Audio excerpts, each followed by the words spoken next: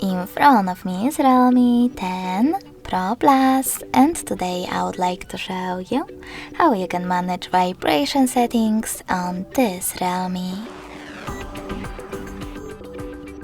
Begin by going into settings and scrolling down. Now tap on sound and vibration.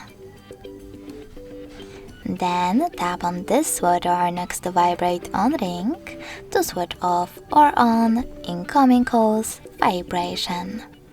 You can also choose vibration intensity and swipe left or right on those two sliders to adjust intensity of incoming calls vibrations and notification ones.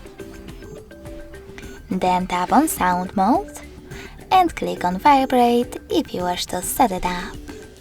When you finished, scroll all the way down, click on ringtone and tap on vibration.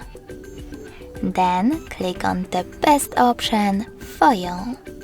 You can select sync with ringtone over here, tap on one of those vibration patterns, or disable it completely by choosing no vibration.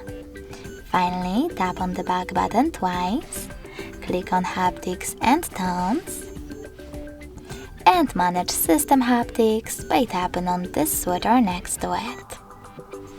If you want to enable haptic feedback for touches, swipes and more, your switcher needs to be blue.